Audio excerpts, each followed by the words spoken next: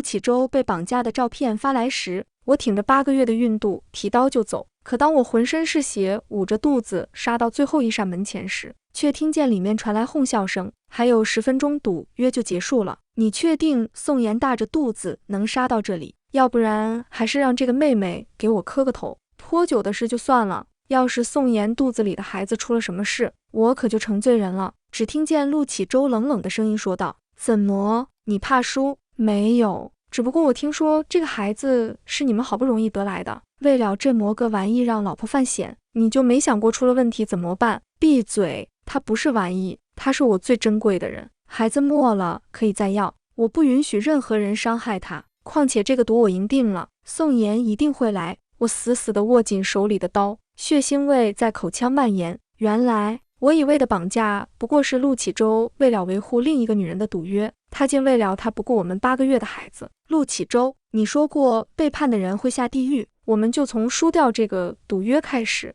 好看的精品小说这么多，但新醉言情绝对不容错过。全文一更到底，别忘了按赞、热推、留言、分享、订阅，开启小铃铛。精彩故事立刻开始。手中的刀被我放下，我依靠着墙，平缓着自己粗重的喘息，拿出手机，给一个陌生号码发出消息后，直愣愣地看着那边发来的照片。原来是他，里面的话还在继续，外面已经没有声音了。看来输赢。那个奚落的声音被陆启舟直接打断，时间还没有到。宋妍为了我一个人能豁出命打10个人，你的这些人根本就不是他的对手。只要是我的事，他拼了命都会来的。只听见一道鼓掌声，相比磕头道歉，今天的这场赌局可是相当精彩。还要感谢陆总满足我的毒瘾，再也没有比这精彩的赌局了。我的眼泪瞬间夺眶而出。18岁那年，陆启舟为了我一把火烧了囚禁我的夜总会，自己的脸上也留下了不可磨灭的伤疤。他说一张脸换我自由，是他这辈子做的最划算的生意。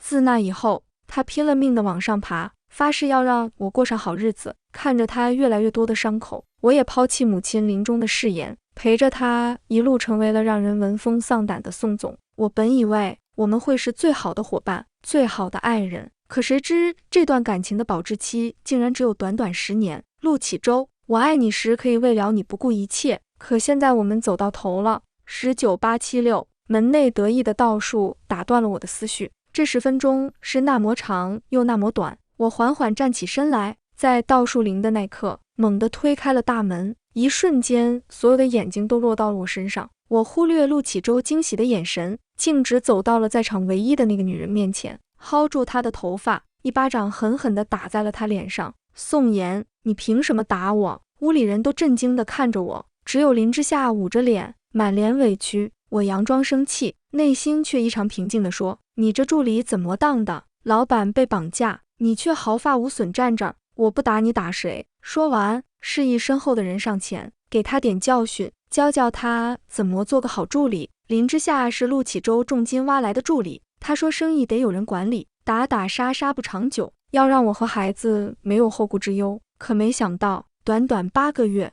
陆启舟就能为了他放弃我和孩子。身后的人拿着铁棍步步紧逼，林之夏吓得躲在陆启舟身后，揪着他衣袖：陆哥哥，救我！宋妍要杀我！铁棍落下，林之夏痛苦哀嚎不断。陆启舟终于坐不住，即便被捆着，还是猛地起身，一只手死死拽住铁棍。够了，宋妍，小姑娘不懂事，你也不懂，你还怀着孕，喊打喊杀成何体统？我心里冷笑，骗我绑架时莫想到我怀孕。轮到林之夏，他倒知道了，你就没什么要解释的。刀尖滴血声和我的喘息声交织，他轻笑一声，叹口气，整理下褶皱衣领。一切都是为了陆氏，你不也希望孩子出生有更好环境？李总答应，只要你能早1秒进来，城南那块地就是我们的。看着他轻描淡写的谎言，庞福今天所有错都是因为我来迟，好像他和林之夏才是为陆氏尽心尽力的人。确实是我不懂事。我转头看向赌局另一方，对方看戏的眼神瞬间收敛。我轻飘飘丢下一句：李总，愿赌服输，现在就履行真正的赌约。接着，在陆启舟诧异目光中，我拽过林之夏，强硬地把他头往地上撞。砰砰砰！宋妍，她怀孕了。两只肩膀被大手捏得几乎要碎。我只停顿一瞬，立刻握拳对准自己肚子，勾着唇对陆启周笑道：“你要我肚子里的孩子，还是他的？”肩上的力道明显松了，陆启周双手垂下，退到一边，眼神毫无波澜。我双手更用力，直到肚子传来隐痛，才缓缓起身，从桌上扯几张纸，擦了手上血迹，嫌弃地扔在陆启周身上。离婚协议书你写还是我写？陆启周眼神终于有了变化。我不离婚，宋妍，我说过，我们之间只有死才能结束。陆启周话音刚落，我抄起一旁地上的刀朝他挥去，他盯着刀一动不动，那眼神就像18岁那年被10几个人围着，他仍无畏点燃汽油时一样。刀刃很快划过他身体，他身上那套我亲手定制的西装瞬间被鲜血染红。他面不改色夺过我手中刀，扔到一边。宋妍，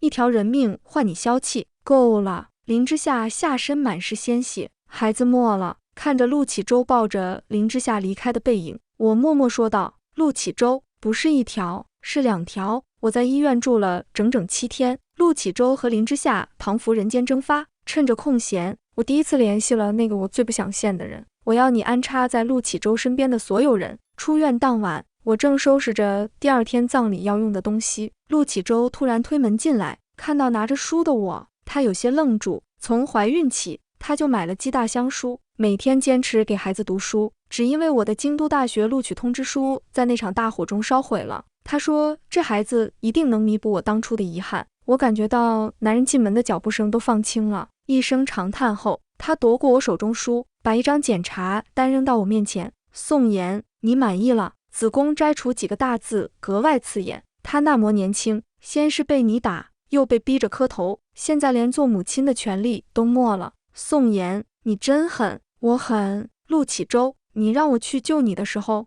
是不是忘了我孩子已经8个月了？我的孩子不能安稳，他凭什么被你保护得那么好？谁犯错谁就得承担。陆启周，我只恨莫在他出现那天就杀了他。我彻底崩溃，掀起空荡荡的睡裙，浑身颤抖着想去拿刀。陆启周这才注意到我平坦的小腹，震惊过后，他迅速从身后环住我腰身，似乎想把我融进他身体。阿言，都是我的错。一滴眼泪落在我脖颈，我浑身猛地一颤，仿佛又回到10年前。我们手牵手从大火中逃出，紧紧相拥，只感觉到脖颈间的滚烫，寒风吹进裙杯，我瞬间清醒。陆启周，别怕，我在。男人转身把我头死死按在怀里，既是安抚，也是拒绝。他以为我还是从前那个任他哄骗的宋妍。我用力把他推出门，还没来得及关上，林之夏的声音传来：陆哥哥，怎么样了？快把手机给我，我要让全世界都知道她是个贱女人。夏夏，陆启周，我在问你话呢，照片呢？她是不是哭着求你？你心软了？陆哥哥，医生说我不能生育了，你让我进去，我要他孩子为我孩子陪葬，让他也尝尝女人残缺的痛苦。见林之夏越说越癫狂，陆启周急忙捂住他嘴，拥着他离开。我不知道陆启周脸上什么表情，只听到他那溺爱的声音：别怕，夏夏，我在，我会永远爱你。5年前，在我遭受报复，失去第1个孩子，痛苦的走不出来时，他也是这模承诺。阿言，不管有没有孩子，我都会永远爱你。可谁知他的永远竟只有短短的10年。指甲嵌入掌心，可感受到的却是那熟悉的下体流失的痛楚。男人的承诺真是廉价又可笑。第2天一早，我刚准备下楼去参加孩子的葬礼，却被林之夏拦住。他穿着睡袍，猛地扯开衣领，露出新鲜的吻痕，眼中全是嘲笑。宋妍，别以为你赢了，你可能永远都不会知道，陆启周根本就没有爱过你，他只不过是不忍心让我陪着他受苦，需要一个人挡在我面前，才恰好看中了你。如今你孩子都没了，还在死赖在这里干什么？我顿住脚步，眼神逐渐冰冷。你刚刚说什么？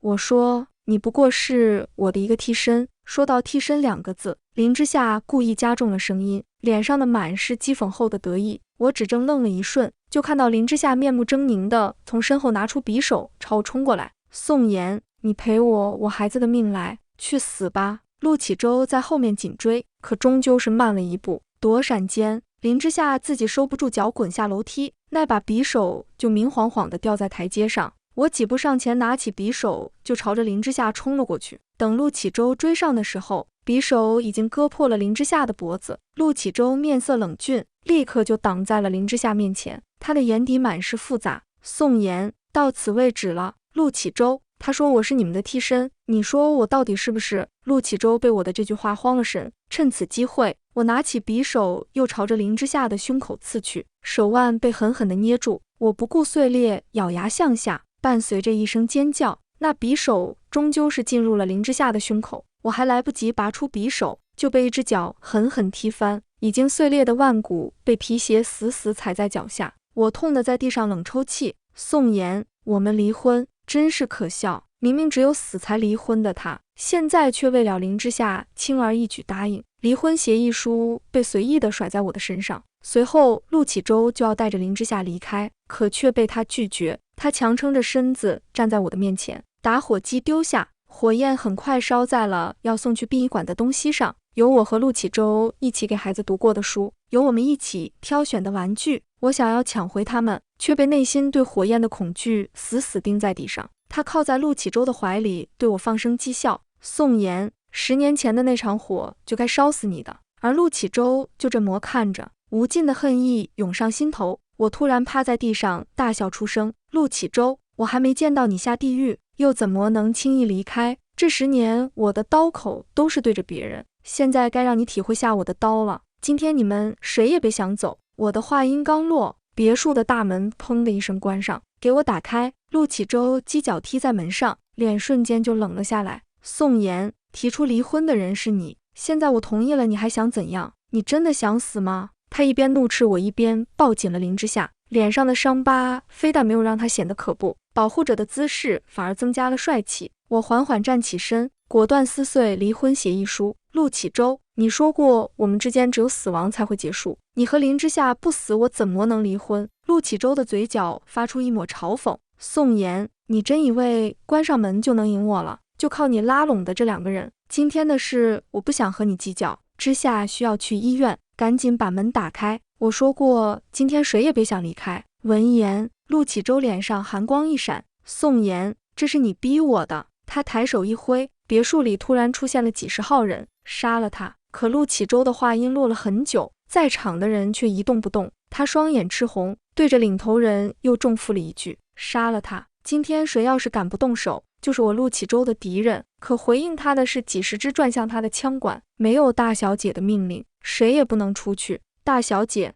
这里哪有什么大小姐？别墅里除了陆启舟的质疑，鸦雀无声。一只脚狠狠踢在陆启舟的膝盖上，连带着林之夏重重摔在地上。闭嘴，不得对大小姐不敬。陆启舟环顾着身边这些他无比熟悉的人，一时说不出话来。原本就胸口受伤的林之夏这回再也忍不住了，痛苦的喘息在大厅响起。陆哥哥，我好痛，我是不是要死了？这是怎么回事？他们不都是你的人吗？为什么要帮宋妍拦住我们啊？林之夏的惊呼终于让陆启舟回神，他面色阴狠地看着周围站着的人。你们想造反吗？陆氏家规，背叛主子的人必须下地狱。宋妍一个女人能给你们什么？其实我什么都给不了他们。陆启舟做得很绝，哪怕我百般劝说，那些在我怀孕前和我一条心的人都已经站到了他那边，即便还有几个想着我的，也被他调到外地，无暇顾及。可我们都不知道的是，我和陆启舟身边90%的人都是那个人安插的人手，他们平时都互相不了解，接受的唯一任务就是跟随陆启舟壮大陆氏，直到几天前才全部和我联系上。曾几何时，我和陆启舟还沾沾自喜，竟然短短10年就让我们在京市站住了脚，别白费力气了。陆启舟，该算算我们的账了。陆启舟面色凶狠地看向我，我们有什么可算的？我随手拉了张凳子，手里的枪轻轻地在林之夏头上抹撒。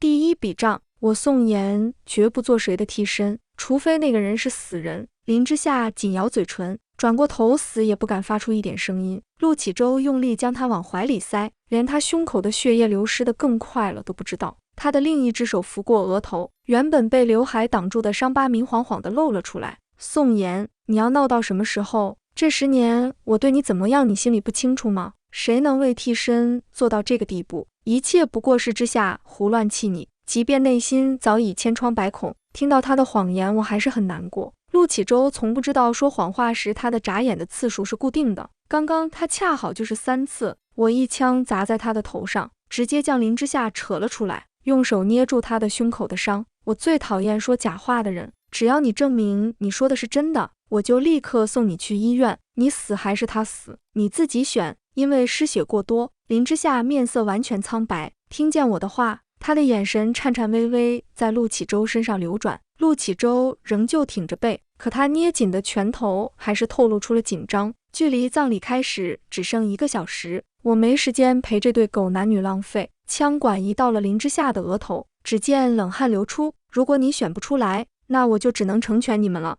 扣动扳机前的1秒，林之夏紧闭双眼，大喊出声，一切都是陆启舟策划的。我的手机里有视频，你不要杀我。视频被点开的瞬间，陆启舟彻底白了脸，他真的可能会死。18年前的大火是为了让我无条件感恩的筹码，毁掉的脸是为了时时提醒我对陆启舟的亏欠。当年即便没有陆启舟，我也可以逃出来的，只不过当时的林之夏不愿意陪着陆启舟打打杀杀，他们偶然知道了我逃跑的计划，当下就认定我的能力可以完美替代林之夏的角色，所以有了这一场10年的骗局。他们从来都没有想过让我生下孩子，第一次的流产和这一次的绑架也是提前设计好的，一切真的是骗局。你们怎么敢这样骗我？怒火瞬间涌上心头，我赤红着眼，拿起一旁的凳子就朝着2人砸下，没几下鲜血就涌了出来，直到凳子散架从我的手中掉落，我像是失去了所有力气。陆启舟趴在林之夏的身上，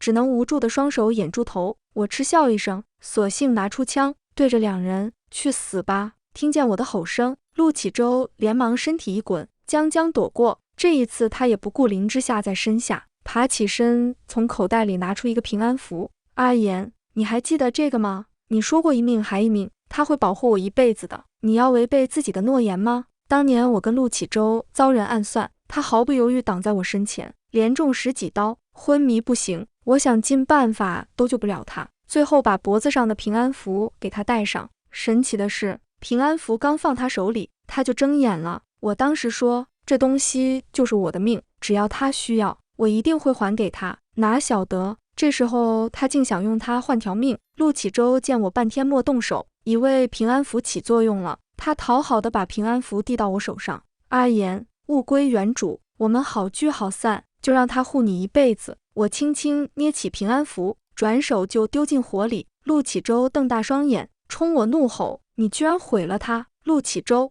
不公平的交易我可不做，不过你放心，我现在还不杀你，毕竟我俩的账才算了第一笔。我让手下给他们俩简单包扎了下，接着一股脑塞进车里。宋妍，你要带我去哪？你说过放过我的，怎么能说话不算话？林之夏气冲冲地看着我。陆启舟虽没开口，但眼里的恨意比以往都深。他侧身抓住林之夏的手，拼命安抚他的情绪。之夏，别怕，我不会让你死的。我懒得理他们，手放在小腹上，猛地踩下油门，任他俩被撞得龇牙咧嘴。别急，你们马上就知道了。车子刚好在约定时间到了葬礼现场。林之夏看到殡仪馆3个字，死活不肯下车。倒是陆启舟眼里闪过一丝奇怪神色，眼神在我小腹扫过，然后自己下了车。陆哥哥，我不要去这，你救我！林之夏死死扒住车门，显然猜到了什么。大厅布置得像儿童房，中间放着个奥特曼骨灰盒。曾经浓情蜜意时，陆启舟趴在我肚子上，对孩子承诺，你要是男孩，房间堆满奥特曼，要是女孩，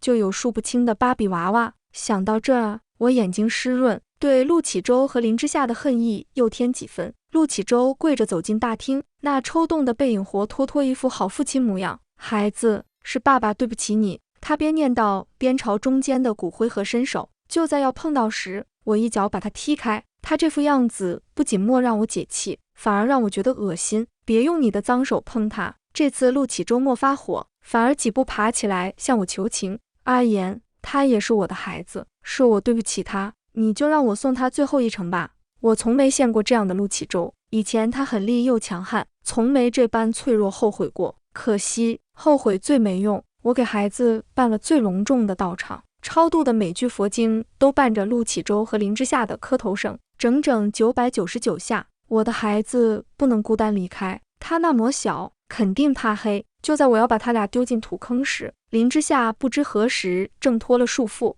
宋妍，放我们走，不然我让你儿子永远消失。我瞪大眼睛看着他高举的骨灰盒，手忍不住颤抖。林之夏，你找死！我忍不住冲上去想收拾他，却被他做事摔盒的动作定在原地。见状，林之夏满脸得意。宋妍，来啊，看是你杀我快，还是我毁掉你儿子快？这可是他在这世上最后的痕迹。陆启舟，你刚才那些都是假的，你真忍心看自己孩子被这么对待？此刻我只能指望陆启舟那点残存的父爱。他眼神犹豫，林之夏赶忙接着说：陆哥哥，别听他的，他不会放过我们的，死人哪有活人重要？陆启舟，这10年我多爱你，你不清楚吗？我要杀你早动手了，哪会等到现在？我只是恨你骗我。陆启舟刚迈出的脚又停下。之夏，别拿孩子闹。听到这，我眼睛看向远处，嘴角微微勾起。砰！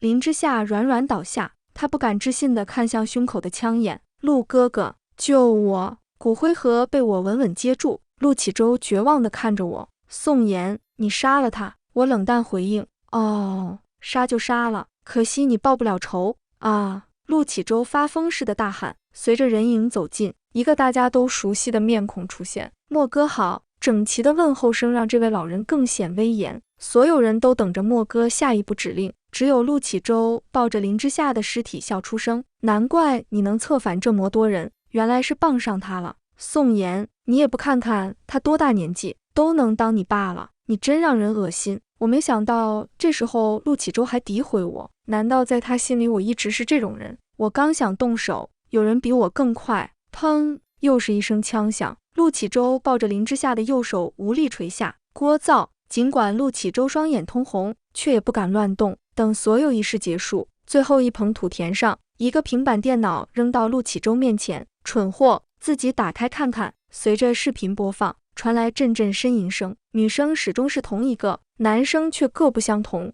詹姆斯，等我马上成金圈大姐大了，到时候给你买座城堡。詹姆斯，我怀孕了，真想看看宝宝像我还是像你，还是像我好，这样就没人知道孩子爸是谁。我不信，你们肯定骗我。陆启舟愤怒地把平板摔在地上，狠狠地说：宋妍，你故意等之夏死后才给我看，不就是想死无对证吗？你真卑鄙，当初我就不该救你。之夏是世上最美好的女人，我不许你污蔑她。莫哥，宋妍给你多少？我给10倍，只要你今天帮我。我看着眼前这个还不认输的男人，忍不住一巴掌扇过去。陆启舟，你看看这是谁？一个外国男人被带过来，看到陆启舟，他立马跪下，别杀我，都是那女人让我做的。10年前我要带她出国，她说留个人帮着赚钱，故意骗你的。我们早就在国外结婚了，要不是缺钱，我们不会回来。詹姆斯每说一句，陆启舟的脸就白一分。最后他瞪大眼睛，满脸绝望。他一直坚信的爱情，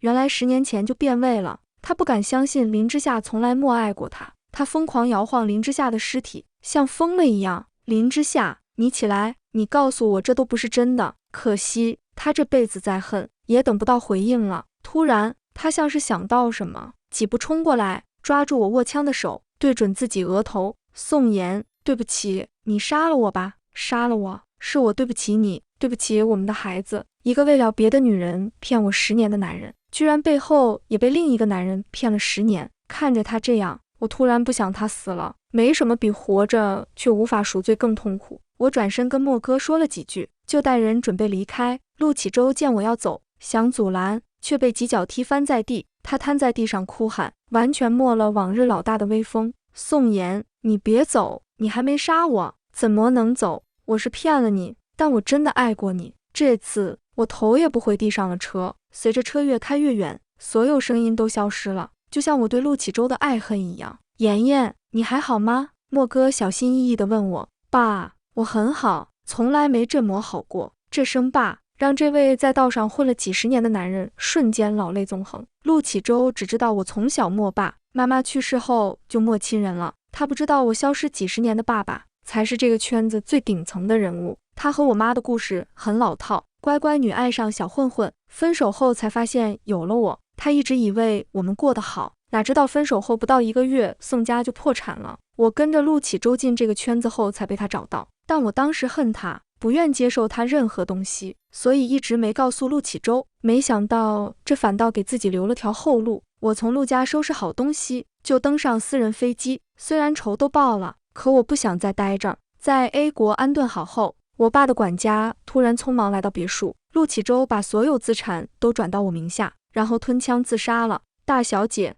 这是他留给你的。管家从身上掏出一封带血的信，宋言，让我最后遵守一次诺言。我说过我们之间只有死能结束，现在我们可以结束了。我看着信上的字，忍不住嗤笑，转头就扔进壁炉里。全文完。第2个故事，当我要被顶头上司强迫时，林继白冲进办公室废了他。他被人报复，断了一条腿。我问他后不后悔，他却说没有什么比徐清欢更重要。为了不被伤害，我们拼命往上爬。他成了林总，我成了徐总。婚后，我成了他娇养的玫瑰，可爱2个人是藏不住的。当他包养的小情人挺着孕肚站在我面前挑衅，继白说了，他喜欢干净的女人，而你太脏了。就这一句话，我就知道我跟林继白走到头了，所以我要让他不痛快，从肚子里这个还没出生的孩子开始。好看的精品小说这么多，但心醉言情绝对不容错过。全文一更到底，别忘了按赞、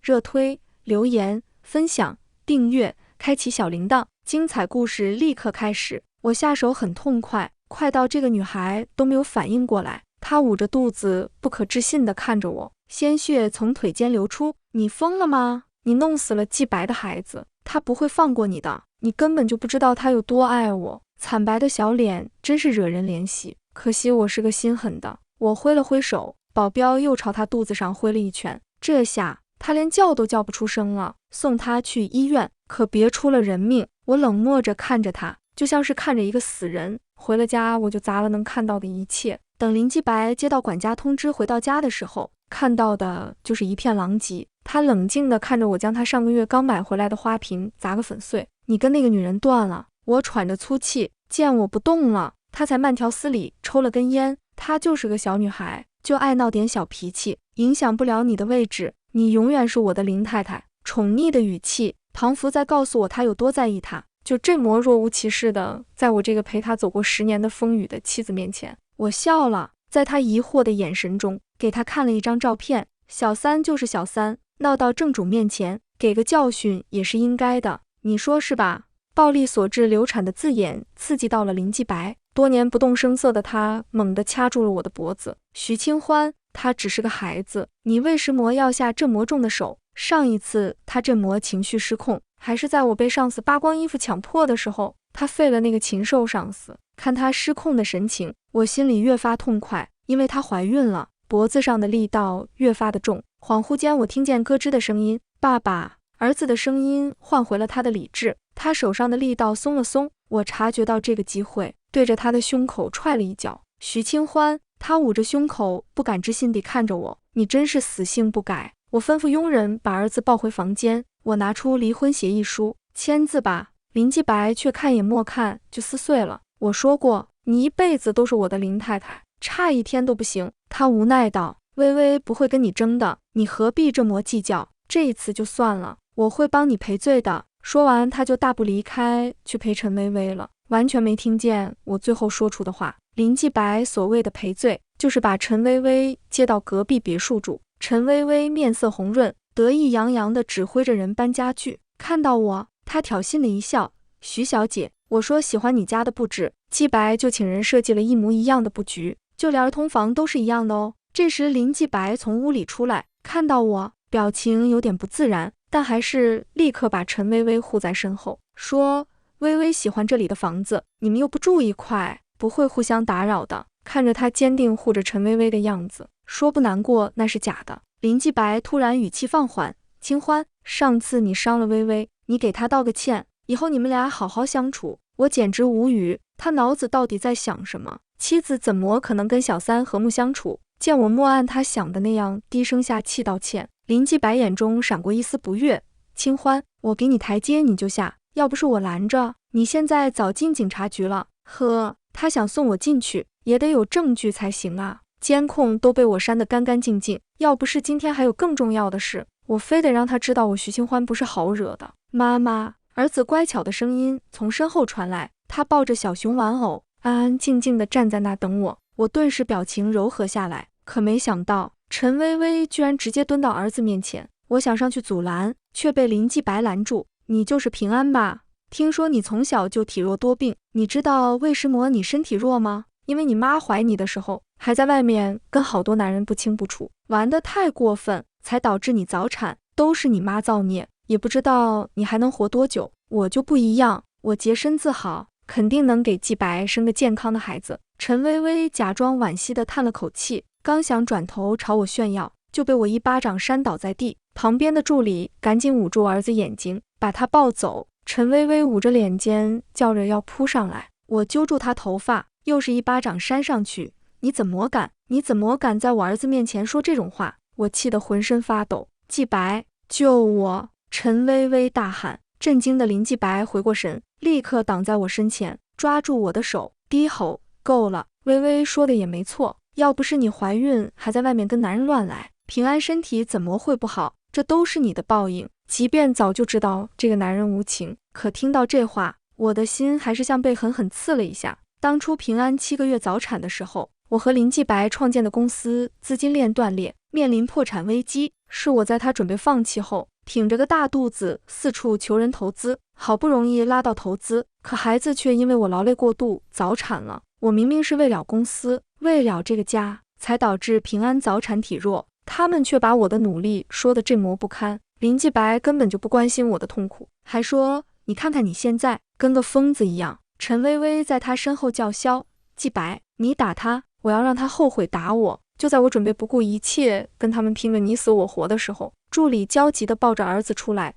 徐总，少爷喘不过气了，赶紧把儿子送去医院，他的情况很快就缓解了。林继白想来看看儿子，都被我让人打了出去。清欢，你别闹了，那也是我儿子。周围保镖一动不动，我的儿子不需要一个出轨的父亲。看他还想吵，我丢下一句：你不会以为我就这么放过他吧？他脸色大变，转身就走。哼，装什么父子情深，还不是心里只有外面的小情人。我回到儿子病床前，伸手给他掖了掖被子。儿子特别懂事，到现在都没提过他那渣男父亲，也没质问过我这个妈妈一句。妈妈，你和爸爸分开，我跟你。他睁着大眼睛看着我，我心都被他暖化了，说好，妈妈就给你爸爸最后一次机会。有了我的警告，林继白把陈薇薇保护得严严实实，我陪着儿子在医院看病，他就陪着他的小情人甜甜蜜蜜。林继白知道我的性格，只要陈薇薇不跑到我面前来，我就懒得理他。他算盘打得挺好，却低估了陈薇薇想上位的心。他甩开保镖找上门来，脸上满是胜利者的姿态，还故意撩了撩头发，好让我看到他脖子上的吻痕。继白从来没对你这么热情吧？他说你在床上就跟木头一样，根本满足不了他。这些话对我来说根本不痛不痒。陈薇薇看我像看笑话一样看着他，继续说，就算我没了孩子又怎样？别以为继白有多喜欢你俩的孩子，他烦死那个动不动就生病的孩子了，而我会给他生个健康的继承人。你和那个病秧子迟早得被我赶出去。他眼底流露出浓浓的恨意，我彻底冷下脸。儿子是我的底线，谁都别想伤害他。你胆子可真不小，就不怕我对你不客气？没想到他直接把一根验孕棒扔我跟前，2条杠，明晃晃的，我就赌你不敢把我怎样。你第一次对我动手，继白看在你们过去的情分上莫追究，可要是你再敢动我，继白绝对饶不了你。他脸上那对林继白的信任，就跟以前我对林继白的信任一模一样。助理想上前收拾他，被我拦住了。陈薇薇这下更得意了，我就知道没了男人，你这种女人什么都不是。之前你怎么对我的，我都会一一还给你。说完，他大笑着走了。到底是年轻啊，他哪知道像我这种从底层爬上来的人心有多硬。我站起身，助理帮我拉开窗帘，我居高临下往下看，一个小黑点刚出门就被飞驰而来的摩托车擦到，在地上滚了10几米才停下，然后不知从哪冒出几个保镖，把倒地的女人带走了。我们现在是生意人，能不亲自动手，就别脏了自己的手。他也挺可怜，被超速的摩托车撞了，也不知道还能不能怀上孩子了。我故作惋惜地叹了口气。助理恭敬回应，是，徐总。莫权莫势的人往上爬，什么阻碍都可能碰到，人为制造的车祸，朋友的背叛，我都经历过。所以啊，对于枕边人的承诺，我早就不相信了。但这些年，不管我和林继白闹得多僵，在儿子面前，我们始终装成一对好爸妈。可林继白呢，就为了陈薇薇这么个蠢女人，一次又一次打破原则。看着那辆疯狂朝我这边撞过来的车，我赶紧抱紧儿子。我知道那是林继白的车，他为了陈薇薇，居然连儿子都不管不顾了。随着一阵剧烈的撞击声，两辆车撞在一起，火花四溅。我紧紧抱住儿子，在摇晃的车里拼命保持平衡，额头不小心撞到玻璃上，眼前一阵发黑，车门被拉开，徐总，助理把我拖了出来。我低头看他儿子，除了受了惊吓，没看到伤口。这时额头的疼痛才清晰传来。我扶着助理，对面变形的车子里也下来一个人，是林继白。他满脸寒意地朝我走来，身后还跟着一群保镖。我也不示弱，我的保镖立刻把我围得里三层外三层。徐清欢，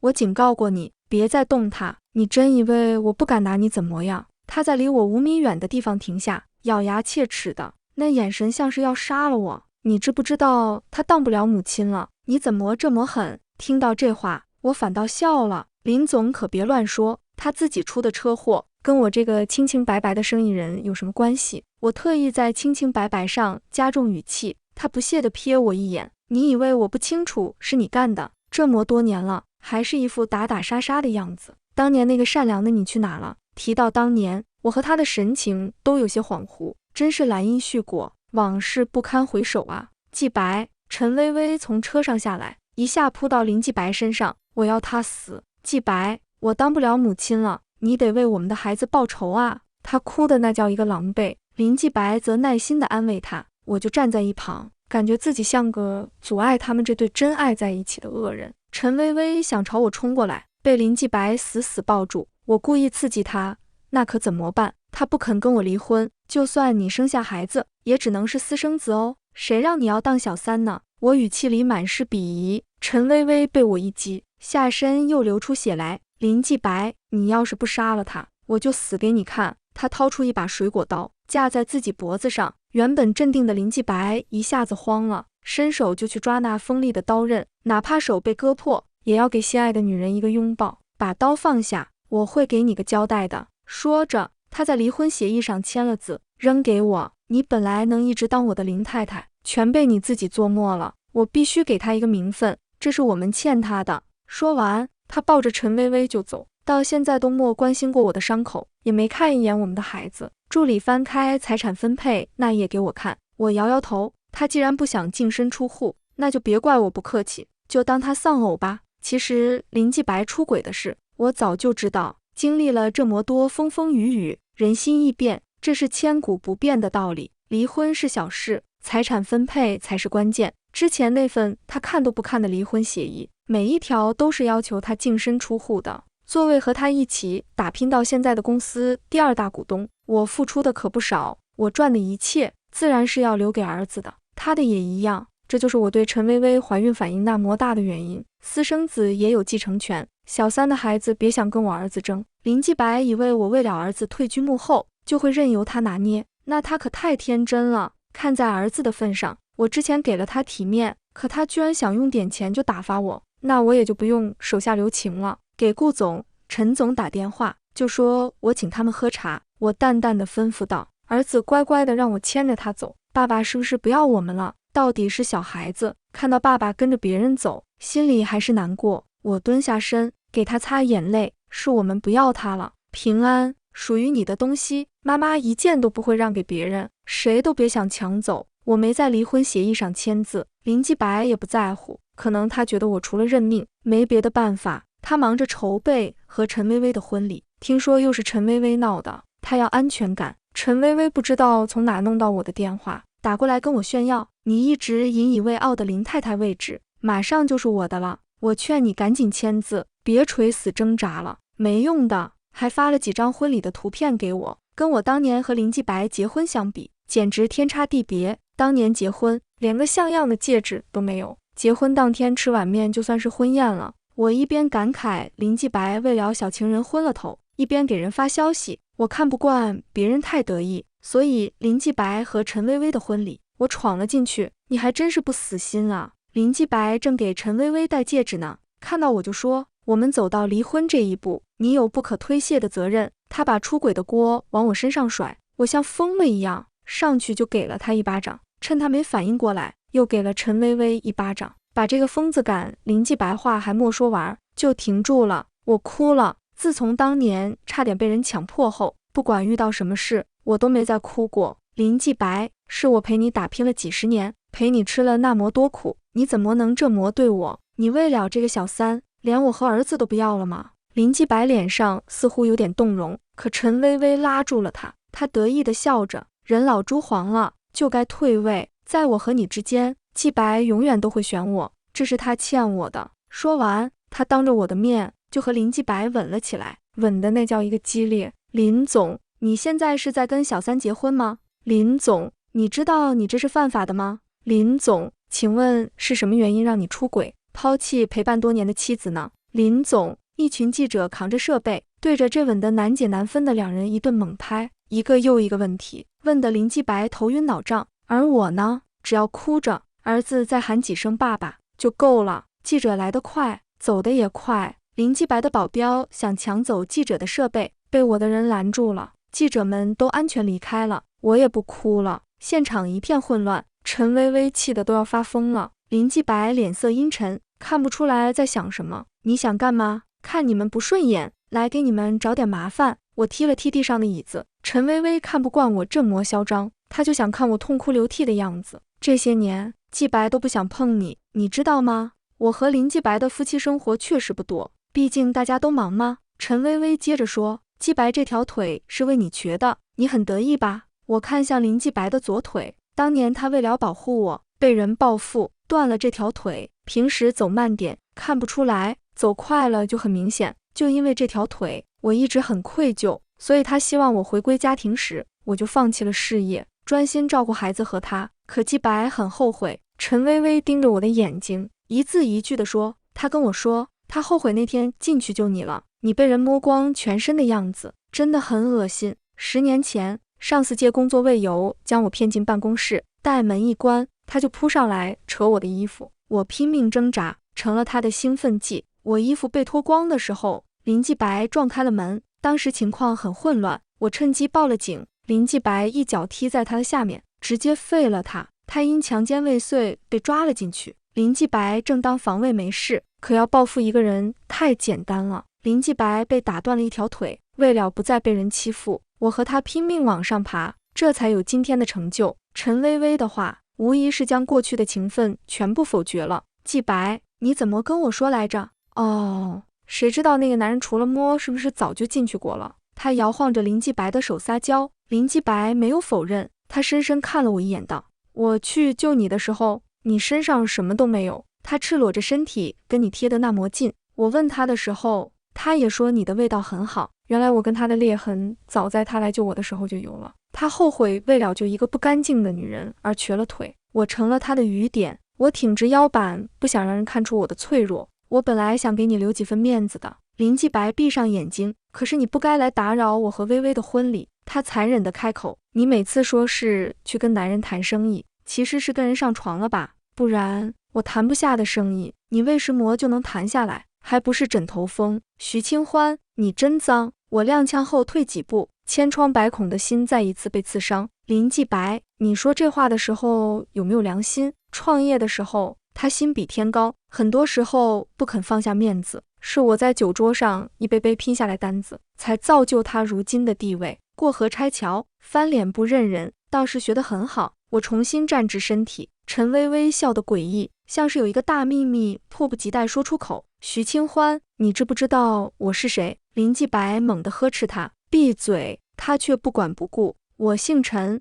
林继白惊慌地看着我，我却比他们两个都显得淡定。陈薇薇对我的态度不满意，我爸爸当初就是被你送进监狱的。徐清欢，哪怕我是个强奸犯的女儿，季白也觉得我比你干净。10年前强迫我的上司就姓陈，10年后上司的女儿和我的丈夫搞在了一起。我没有像陈薇薇预想中那样崩溃，抡圆了胳膊对着她的脸就是一巴掌，抓住她的头发，迫使她的脸朝上。你跟你爸真是一脉相承，骨子里都是恶心的。陈薇薇破口大骂，贱人，你嚣张什么？你什么都没有了，你知道吗？你爱的男人被我抢走了，想必你都气得呕血吧？装什么不在乎，都是女人，我能不知道你？拿起一瓶红酒给他灌了下去，嘴巴这么脏，干脆给你洗一洗。大半的红酒被他吞了下去，剩下的洒在了价值不菲的婚纱上。林继白推开我，我连他一起打，他反手抽了我一巴掌。他神色间露出一抹疲态，微微他爸做的事情跟他没有关系，他只有我了，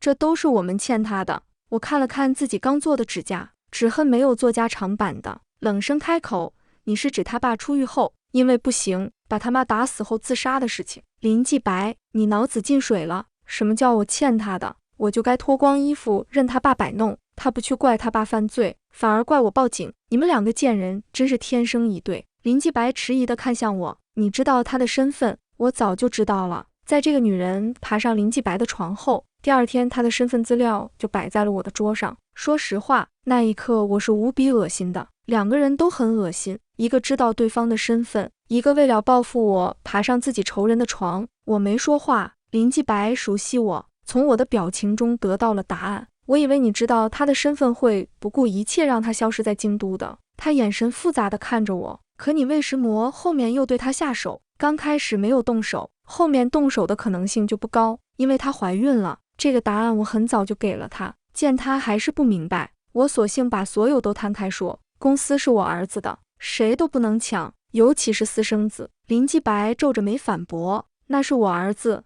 就算是离婚该属于他的，我不会不给。我摇摇头，我不信，而且我要的是全部，至亲至疏是夫妻。林继白，我给过你机会了，如果你净身出户，我们就好聚好散，现在我只能想办法丧偶了。我决绝离去，走出大门时，特意朝远处露出自己肿胀的脸。林继白出轨打老婆的消息，当天就上了热搜。此时他是负心汉，我是惨遭抛弃的原配妻子，舆论便在我这边，争权，先打舆论战。他原本的名声一落千丈，加上我报警他被警察带走，公司一些支持他的人发生了动摇，他的反击也来得很快。10年前我被人侵犯的消息也紧跟着上了热搜，还有一些我跟一些男人出入照片传得满天飞，有人拍到他红着眼说，走到今天，我只希望跟他好聚好散，至于其他，我不想再追究了。似是而非的话，将自己塑造成一个被妻子出轨伤透心的男人。网上的风声又偏向了另一边，林继白打了电话过来，你真的要跟我鱼死网破吗？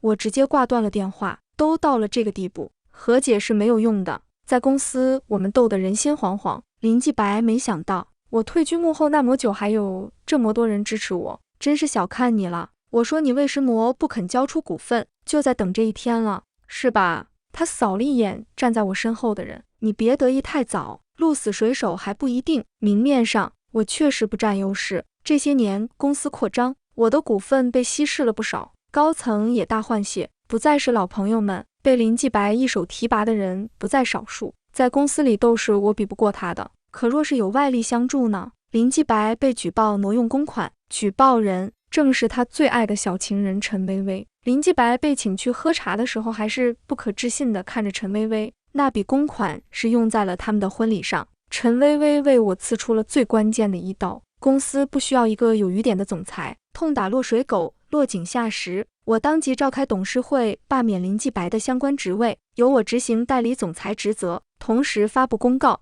让这件事在林继白出来之前尘埃落定。林继白保释出来的第一件事就是去找陈薇薇，他红着眼睛掐着她的脖子，我那么爱你，我跟徐清欢离婚，恨不得把一切都给你，你为什么要背叛我？为什么？陈薇薇被掐得翻白眼，嘴里依旧不留情面，因为你没用了。我以为我爱你吗？我是想急着你的手报复那个女人，谁知道你就是个废物，斗了那么久连个女人都斗不过。林继白松开手，颓废地坐在地上，陈薇薇踢了他几脚，那个贱人说的没错，罪魁祸首是你，要不是你踢坏了我爸爸，我爸爸怎么会打死我妈妈？我又怎么会成为孤儿？都是你错，你就是个垃圾，优柔寡断的废物。我特意留掉2个孩子，你都没能跟他离婚，你说你还能做什么事？陈薇薇神神叨叨地走来走去，嘴里说着要报复我，报复林继白，连我的儿子也莫放过，完全没注意到林继白猩红的眼睛死死注视着他。这一次，他拽着陈薇薇的头往墙上撞，婊子！我说你为什么一而再，再而三去徐清欢面前挑衅？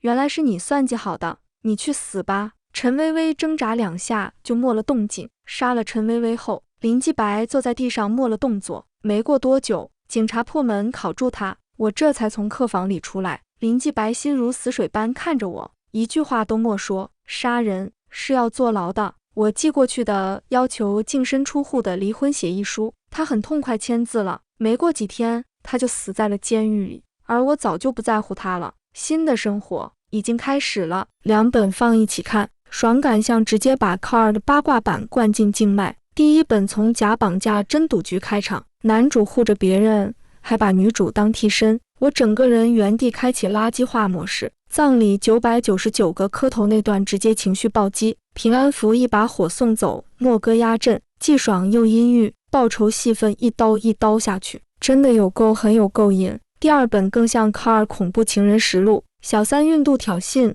儿子体弱背酸，婚礼现场我方直接上大字报，反手一刀舆论战加挪公款 combo， 男主一路从我最爱他演到监狱螺旋式下坠，活脱脱教科书级自作孽。读完只想感叹，现实没那么戏剧化，但扎人逻辑真的这么统一。宋妍，刀别收，你的复仇值还能再暴击一次。徐清欢，女王请续签 KPI， 把渣男股权清零到看不见。